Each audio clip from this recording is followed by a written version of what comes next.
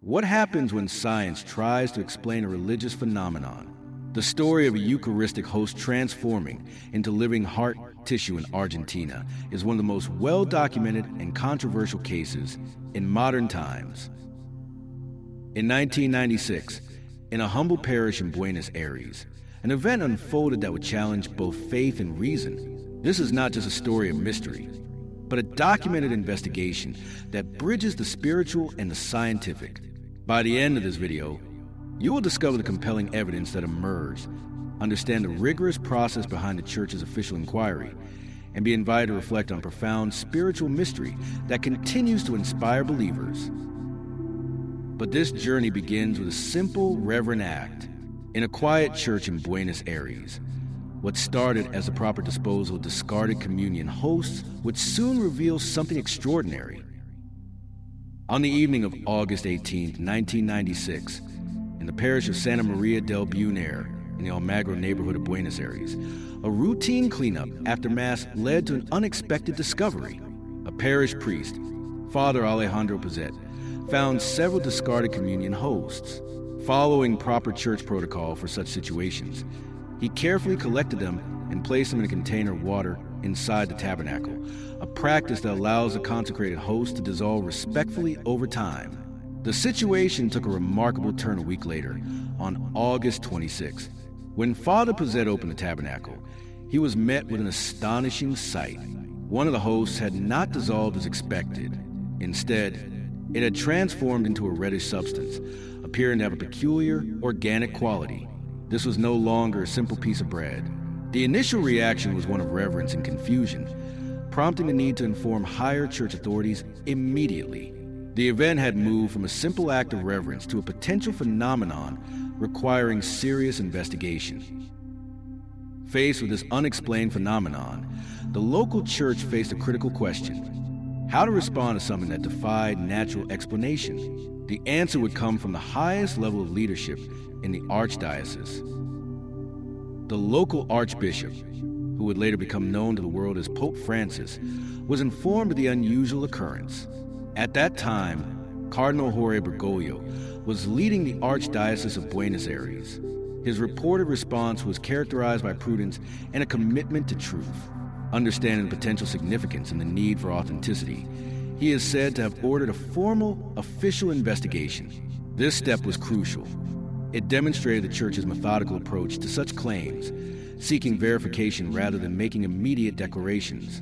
The transformed host was photographed on September 6, 1996, creating a permanent visual record that clearly showed the mysterious reddish substance permeating the bread.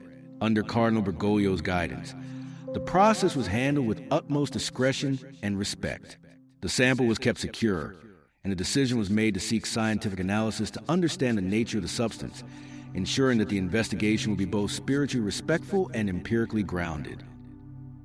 With the Church's investigation now officially underway, the next step was perhaps the most unexpected. To find answers, they would turn not to theologians, but to scientists, and they would do so under conditions of complete secrecy.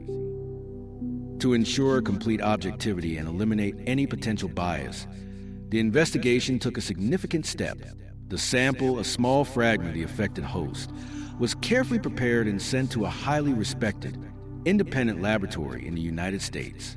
The scientists who received it were given no information about its origin. They were presented with what seemed to be a standard, anonymous biological sample for analysis. This blind testing method was intentional, designed to guarantee that the results would be based purely on scientific observation, free from any preconceived notions or religious influence. The journey of this small sample from a Buenos Aires tabernacle to a modern American lab represents a fascinating intersection of faith and science. Researchers began their work without knowing they were analyzing an object of deep religious devotion, tasked simply with identifying a mysterious reddish material using the tools of their profession. As scientists in a lab far from Argentina examined the anonymous sample, they were completely unaware that their clinical findings would soon deliver one of the most startling conclusions in the history of such investigations. After thorough analysis, the findings delivered a profound shock. The lead investigator, Dr. Frederick Zugibe, a renowned cardiologist and forensic pathologist from New York, concluded that the sample was human biological material. He specifically identified it as heart tissue, more precisely, the muscular part of the heart known as the myocardium. Even more startling was the reported condition of the tissue. Dr. Zujaib described it as showing signs of significant inflammation and the presence of white blood cells, indicating it was taken from a living heart that was under extreme duress, as if it had suffered a severe injury. Furthermore, the analysis revealed that the material contained blood, which was determined to be of type AB. This detailed scientific profile transformed the mysterious substance from an abstraction into something specific and medically defined, presenting a conclusion that was as baffling as it was precise. The scientific data was clear, but it raised an even deeper question. What could this potentially mean? For many believers, the answer would connect this modern event to ancient signs and profound spiritual truths. For many believers, the scientific data resonates deeply with other elements of Catholic tradition. The identification of heart tissue is often seen as a powerful symbol of Christ's Sacred Heart, a heart that, according to Christian belief, was pierced for humanity. The AB blood type is noted to match the blood type reportedly found on the Shroud of Turin and in other documented Eucharistic miracles, such as the one in Lanciano, Italy, creating a compelling thread across different times and places. The Church has never officially declared this event a miracle in a dogmatic sense, but it is widely perceived as a profound sign.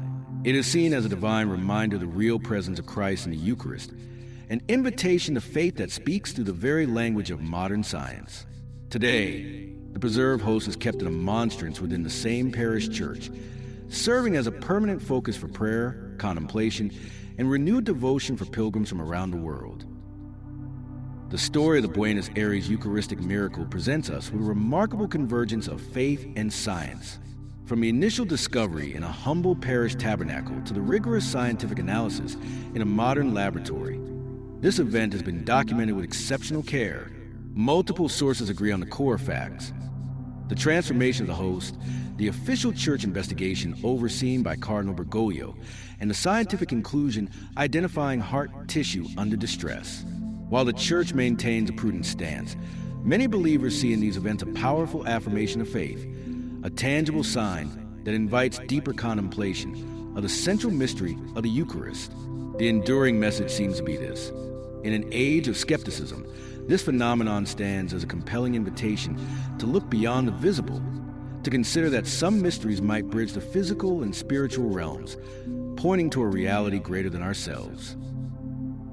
If this exploration of faith and science has resonated with you, there are several ways you can continue this journey with us. Consider subscribing to our channel so you don't miss our future videos exploring other remarkable stories from Catholic tradition. If this video sparked your curiosity or strengthened your faith, please like it and share with others who might be inspired by this account. We'd also love to hear your perspective in the comments below. What are your thoughts on this intersection of faith and science? Have you encountered other stories that have deepened your understanding of the Eucharist? Thank you for watching, and may peace be with you.